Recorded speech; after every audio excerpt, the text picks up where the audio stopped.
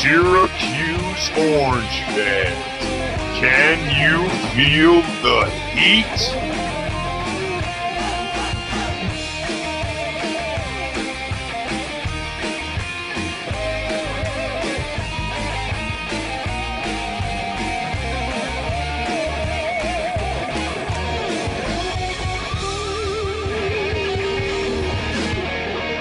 The number 22 ranked Syracuse Orange kick off their 2019 campaign with a road trip down to Lynchburg, Virginia in a big-time matchup against the Liberty Flames. It's a stalemate in the early going here in Lynchburg as the Flames kick it off to the speedy return man, Sean Riley. He winds up coughing up the football. The Flames would fall on top of it and take over possession. Calvert in the shotgun, play action fake. He delivers a strike down the right side to his 6'4" wide receiver. That's Antonio Gandy Golden. He can't be taken down before getting his way inside the 5. Now Liberty looking to punch it in the end zone. Talk about punching it away. How about Trill Williams, the defensive back for the Syracuse Orange, knocking that ball out of the ball carrier's hands. It's Josh Black that falls on top of it. Syracuse gets their first of many takeaways. Tommy DeVito looking deep, and this one is picked off. Tommy DeVito throws his first of 2 interceptions in his first career start in a Syracuse jersey. Now it's Buckshot Calvert facing pressure. He throws an interception. It's a Fatu Melifonwu in the backfield, stealing that one inside the second quarter. Syracuse rushing just 3, but that's not going to matter because it's the defensive end, Kendall Coleman, in there for the sack. Now Tommy DeVito looking down the middle. He finds his sophomore wide receiver, Taj Harris. He's in stride, and he gets his way inside the 40-yard line. What a strike by DeVito. DeVito, once again, facing pressure. He's going to find his speedy halfback on the screen. It's Mo Neal churning those legs inside the 5. And another big play for the Orange. Who's punching it into the end zone this time? It's Abdul Adams, the Oklahoma transfer. Syracuse up 10-0 over the Flames. Now it's Calvert. Pressure. He's going to deliver a pass down the middle, and it's intercepted. Picked off by number 7, the All-American safety, Andre Cisco. He led the nation a year ago in interceptions, and now it's Mo Neal once again for the Syracuse Orange. He can't be taken down. Finally dragged down inside Liberty territory. Punching it into the end zone once again for the Orange is the goal line back, Jarvian Howard. Howard just a sophomore here in his second year at Syracuse, but now back on the other side of the field. It's the Syracuse defense showing up big. Josh Black with his first of 2 sacks on the night. Once again getting in there is the speedy end, Kendall Coleman, the senior. Syracuse defense would finish with 8 sacks, a complete performance by them. Now it's Mo Neal breaking into the secondary. He finishes into the second line, gashing the Flames for a 42-yard touchdown run. How about this one by the senior? He's well on his way to meeting his goal of 1,000 rushing yard season, and the blocking up ahead goes a long way in this one. Now it's Liberty once again with an opportunity to finally put points onto the board, but Kingsley Jonathan in orange says no. Syracuse starts the season 1-0 with a 24-0 victory over Liberty. The Orange travel to College Park this Saturday to take on Maryland. What is going on, Cuse Nation, and welcome to yet another edition of Orange Heat. My name's Giovanni Heater, as always, and thank you for joining me. Got a great show for you here today. We're talking Syracuse Orange football. The Orange traveled down to Lynchburg, Virginia on Saturday, kicking off the 2019 season with a victory. Your final score, 24-0 in favor of the Syracuse Orange. Now, some very positive takeaways from this ball game, especially on the defensive side of the football, but also some big concerns, mainly on the offensive side of the football. Syracuse Nation buzzing right now. A lot of talk about what's to be expected for the rest of the season. We're going to talk about all that right here, and we're going to dive into it on Orange Heat. First, I do want to look at the offense, kind of a situation where you want the bad news before you get the good news. So we're going to look at some of the negatives and the disappointments that happened on Saturday on the offensive side of the football. First and foremost, I think you got to start basic. I don't want to start with talking about Tommy DeVito and his struggles that transpired. I don't want to talk about the passing game. I don't want to talk about the receivers. I want to start with the basics. We're going to talk the offensive line. And really the big thing with the offensive line is the cohesion. It just wasn't there on Saturday, a situation that Dino Babers was a little bit concerned about after what happened in camp. He talked about that in some of his press conferences. It really just wasn't there, to be quite honest. They did have some positive plays. I will say that big, Mo Neal had a 42-yard touchdown run that really was all a piece of blocking art, to be quite honest with you. A great start at the blocking end on the up front, but then they also got into the second level, getting into the secondary, blocking for Mo Neal, just creating a massive gap for him to find his way into the end zone with ease on a 42-yard touchdown run. That was really all started on that play with the offensive line. But also some big negatives. I don't know if it was first game jitters or what, but they just didn't seem to click together. Ryan Alexander got in there, which I was happy to see for a majority of the ball game after not starting. Surveys at center, obviously you have Evan Adams in there. They just need to start getting that cohesion back together. You kind of need Hackett in there as well. He's injured right now. The status on him, not really known. He was hurt in the Liberty ball game. We'll see what happens. I'm excited to see what happens. I just think that they need work, and that's one of the biggest pieces of concern to take away from this ball game. Also, obviously, Tommy DeVito. Let's look at the quarterback position right now. Let's just spit some stats at you to start. 17 for 35, 176 yards, 0 touchdowns, and 2 interceptions, a quarterback rating of 42.9. But guys, I still think don't shy it, don't hush him away just yet. Don't lose faith in him just yet. I think we have a phenomenal coaching staff, and I really believe we have a phenomenal quarterback in Tommy DeVito. He showed what he is capable of last season, coming into that North Carolina game, just absolutely taking over a Syracuse team that was depleted for sure, absolutely destroying the North Carolina secondary, coming back in that ball game, winning it in double overtime. And then you also saw him have huge success in the Florida State ball game. I think this was a situation of, first of all, it's the first competition in a while.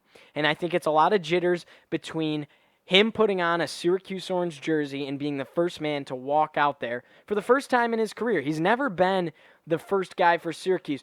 The one thing that concerns me is we talked about him being groomed for this situation. I thought it was, those are mistakes that happen when you're a freshman. He was making freshman mistakes out there. He wasn't really playing like a redshirt sophomore who saw big chunks of experience last season. That's a little bit concerning for me as a Syracuse Orange fan. But, it just all wasn't there offensively. It just was a bad night offensively. You saw the receiving corps struggle as well. Not only a few drop passes, but again, we go back to the cohesion, which is so big when you're playing the sport of football, really a ginormous chess match. You have to know where your guys are at all times, especially on the offensive end of the field, and that clearly wasn't there. There was a lot of miscommunication. You saw Tristan Jackson get very frustrated on a few situations. He's going one direction, expecting the ball here. Tommy DeVito's expecting him to go here. He throws it there. It's not there. Clear and just blatant miscommunication, and just maybe they weren't as prepared as they thought they were going into this ball game. But the beautiful thing about that is I think this game was a little bit of a wake-up call on the offensive end of the football, because now they know, oh shoot, we're not where we need to be to compete at a national top, ranked football team level, to be quite honest with you.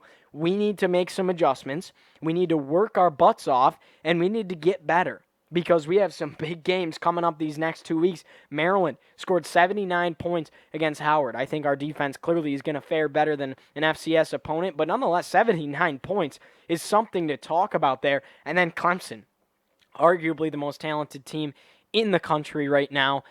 They also thrashed Georgia Tech big time. So really, I think this is a good thing, a positive thing, because it's a wake-up call. Okay, we need to go to work. We need to get better right now because we have some big games coming up here in the early goings of the season.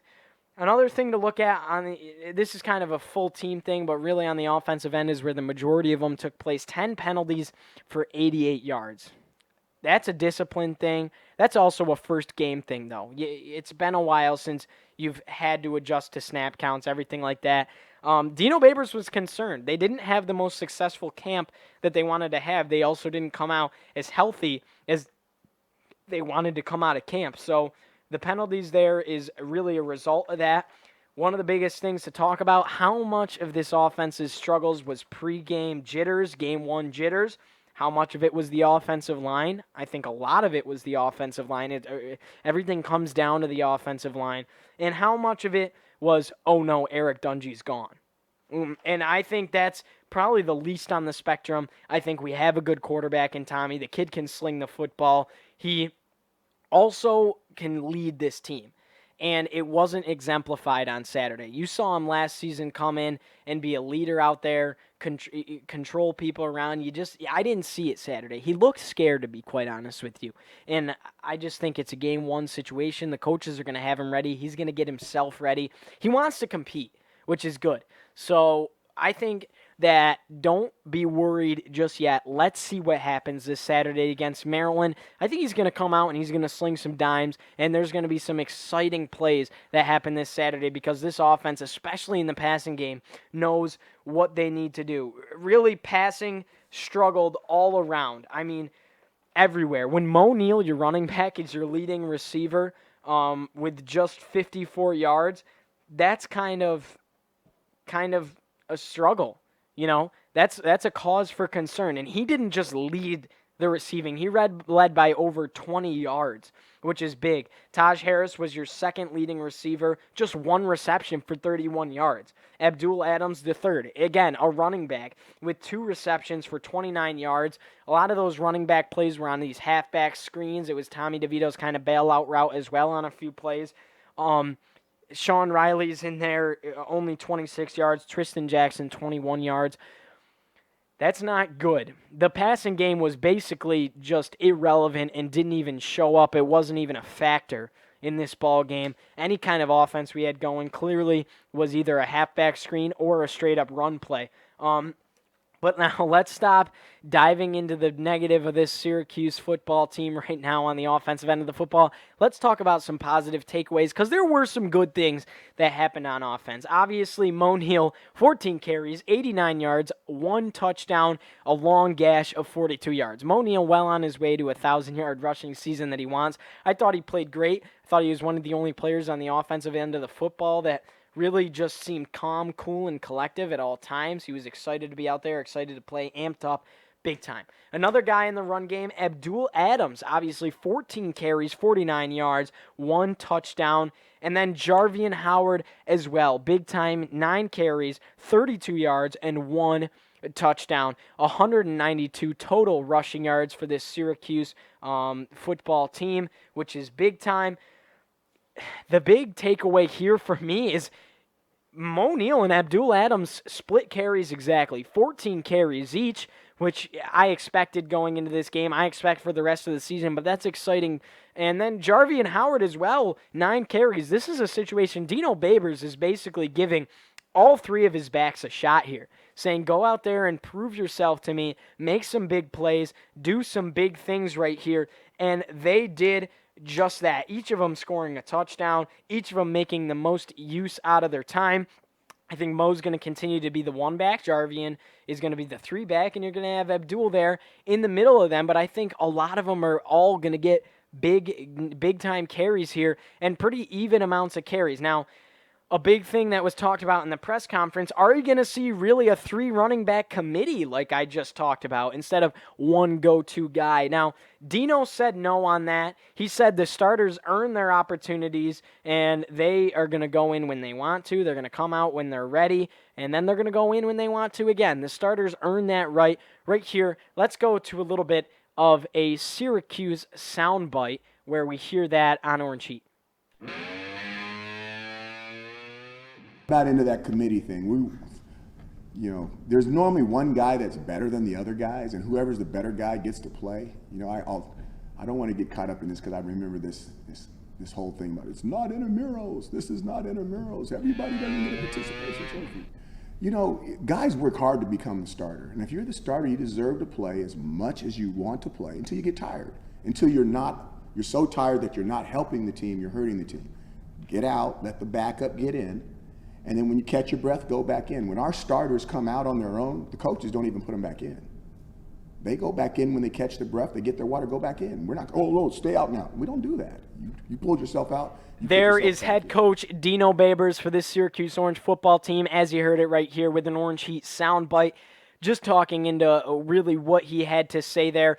Really, he's kind of telling you guys Mo Neal's the one back, and he's going to get to control the running back room, so to speak. It really wasn't exemplified on the field, but that's game one of many to come. So we'll see what happens this Saturday with the Syracuse Orange offense. I'm excited. Tommy DeVito, a gunslinger. He's got a competitive attitude. I think you're going to see a lot of improvement out of this team coming into Saturday. Some home run balls thrown. The passing game, there's really nowhere to go but up from here. I think you're going to see a lot of excitement out of this Syracuse Orange offense on Saturday. Now let's look at the other side of the football. How about the defense, guys? I don't think people understand how difficult it really is to hold a team scoreless for a complete shutout in 2019 in college football. It's a hard thing to do, and they certainly earned that. Big time play out of the defense in this ball game. Dino Babers touched upon it. Just absolutely huge. The defense is identifying this Syracuse football team right now, which is really a new thing. Dino Babers, an offensive-minded coach, has the fast, hurry-up offense. That's what teams expect from us. Well, right now, they also have to prepare for a really deadly defense. I think top 5 in the country. A lot of people out there at the even ESPN national level would agree with that. Defensive statistics right here throwing at you. 2 interceptions, one of them by Ifeatu Melifonwu. Great to see him playing just so well after an injury held him back last season. Andre Sisco, obviously coming back, wearing that number 7. I like it a lot. Led the nation last year with 7 interceptions. Really just proving, hey, I'm earning my All-American status here. Big time play out of him, getting his first takeaway of the 2019 college football season. And the beautiful thing about it was just a fantastic read. He read the quarterback's eyes all the way. He came all the way across the field with a full sprint, and he just took that ball right out of the air. A fantastic play out of Andre Sisco there. The Orange also had 2 more takeaways, 4 total turnovers forced. 2 of them were fumbles. Trill Williams with a fantastic punch out on the running back, really just getting in there, knocking that football away. Fantastic play out of him. Josh Black would eventually fall on top of it. And then Kingsley Jonathan. This was a situation where Liberty had an opportunity to get on the scoreboard. You had your second, third, fourth guys in there, a lot of them late on in the fourth quarter. Liberty driving down the field. Kingsley Jonathan says, no way, you're not getting on the scoreboard here. And he really, in a way, bailed out the other guys on the football field. But fantastic play, just ripping the ball away, falling on top of it. They didn't count it as a strip sack, but they certainly counted it as a fumble recovery. Big time there, big play out of Kingsley Jonathan. That kind of stuff's going to get him on the football field more. Huge on the defensive line, 8 total sacks. It was a sack party, which I expected. I was excited to see, and I think you're going to see that all year here. Lakeem Williams, which we'll talk about him in just a few minutes, 1.5 sacks. Alton Robinson, a half of a sack. The thing about him is he was double-teamed. He's going to be double-teamed all season, but he was double-teamed big time here, as well as Kendall Coleman a little bit. They know how deadly he is. Guys are going to try and lock him off, but the thing about Alton is if he's not going to make the play, he's opening up opportunities for other guys on this defensive line to make big-time plays, and you saw it. Evan Foster, a secondary player on a blitz, gets a sack. Josh Black, 2 sacks in this ball game. Absolutely huge, really showing that he can fill the shoes of Chris Slayton and do good things for the Syracuse football defense. Kendall Coleman as well, coming off the edge with some athletic plays, 2 sacks, really nice spin move on one of them. Man, can him and Josh Black just hit the quarterback hard. Curtis Harper got a sack, which was really cool to see. He had a half of a sack, actually. I think Kingsley Jonathan had half of a sack as well. Another huge thing for the Syracuse football defense, -4 rushing yards. Are you kidding me? When is the last time a Syracuse defense has held, or any defense for that matter in the country, held someone to negative rushing yards? That's insane. They couldn't get anything going, really, and that just shows a big tribute to our linebackers. It's a position we were concerned about, and really I think that they're going to be just fine. They played fantastic in this ball game. Liberty doesn't just have a pushover running back here. He rushed for well over 1,000 yards last season. Big-time play out of the Syracuse linebackers as well as the front line. -4 rushing yards for Liberty. 234 total yards of offense. That's just big play out of your defense. 4 takeaways, 8 sacks. You can't ask for anything better. A big donut on the scoreboard. Fantastic play out of the Syracuse defense. I'm so excited to see what they can do with some more talent. And really, this is a Liberty team that is still full of talent. A really good receiver there, Antonio Gandy Golden, 6'4" NFL prospect right now. And, he had one big play, but for the most part, we shut him down pretty well. We have a fantastic secondary, a great defensive line.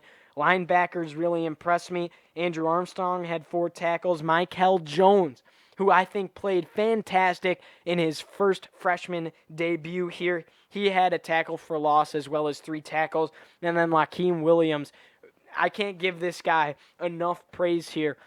He was definitely a runner-up for our flame of the game, which we'll get into in a second. 11 tackles, 1.5 sacks, and 2.5 tackles for loss. Ginormous play out of him. He knew he had big shoes to fill. He knew he had to perform, and he did just that. He looks good wearing that number 46 jersey. I like him a lot. I like Michael Jones a lot, and I like Andrew Armstrong a lot. I think you're going to get a lot of big production out of them. And, guys, I think we got one of the best defenses in college football. Very exciting stuff. Can't speak enough about how good the defense was. Keep it up. Keep it up, guys. All right, looking at the special team. Special team lights out as well. How could you don't want to punt the ball 6 times, but you certainly can't argue when your punter, Sterling Hofstrichter, future NFL punter, it goes for 295 yards. He was averaging 50 yards a punt.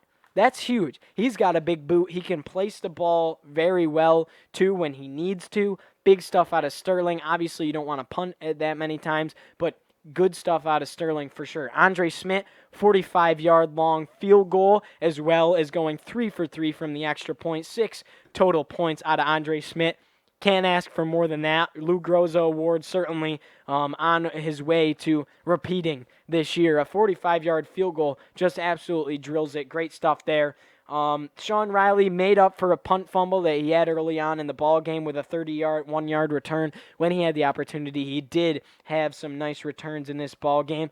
Good all-around special teams play from everybody on the field, and that earned a guy, Otto Zaccardo. He's about a 4th, 5th string running back right now on the depth chart. Big special teams play, and he got himself a scholarship for his play on the special teams end of the football in this game. So big-time stuff there. Let's dive into our flames of the game. Yeah, you heard it right here. Let's put a little reverb on that son of a gun. Flames of the game. Big-time stuff here. Offensively, we're going to give it to Mo Neal. 143 total yards and a touchdown. Being a senior leader out there, one of the only positives really for this Syracuse Orange offense. I think you're going to continue to see him. He's got his goals set high. He wants to reach them. Fantastic play out of Mo Neal. And on the defensive side of the football, your runner-up, as I said, is Lakeem Williams. But right here, you have to give it to the big man, number 85, Josh Black on the defensive line. He really filled the spot of Chris Slayton really well. 4 tackles out of him, 2 sacks, and 2 tackles for loss. He won ACC Defensive Lineman of the Week, getting all ACC honors this week. So big-time stuff out of him. I'm excited to see what else he has to offer. you know, a lot, he's good at creating his own opportunities and also taking advantage of opportunities set by guys like Kendall Coleman and Alton Robinson, who are going to draw that double team from the offensive line. So big-time stuff out of Josh Black, and man, does he hit hard. When he hits the quarterback, he makes sure he feels it. Big-time stuff. I can't wait for this weekend, guys. Expect a lot of orange heat. Syracuse taking on Maryland Terrapins down south. Big-time game in College Park this weekend against a tough, very good Maryland team. I don't want to get into a preview right now. That's going to come hopefully either tomorrow or the day after. We're going to do it Thursday or Friday in the hotel room in College Park, Maryland. Big time stuff. I'm very excited about it. We're going to do basically like a vlog of the entire trip in the ball game. We might go live at halftime of the ball game. Who knows? Who knows what the weekend's going to hold, guys? But nonetheless, the Orange open up this season 1-0. College football is back, guys. Let's not complain. Let's get around this team. Let's support them because we are 1-0 and we got some big, exciting games coming up. They know what they need to do. We know what they need to do. We got to root them on. Let's show up in Maryland, guys. If you're heading down there, let's turn that game into a home game. Let's show up at the Carrier Dome and sell out that dome against Clemson. Big time stuff. Thank you guys so much for watching. Keep active. Please like, comment, and subscribe. Hit the Twitter, hit the Instagram at Giovanni Heater. Big stuff. And let's go Orange, baby. Woo! Thank you for listening to Orange Heat, done by pursuing sports broadcaster and high school student Giovanni Heater. You can find him on Twitter and Instagram at GeoHeating. Please like, comment, and subscribe for more Syracuse athletics and Orange Heat action. Let's go Orange!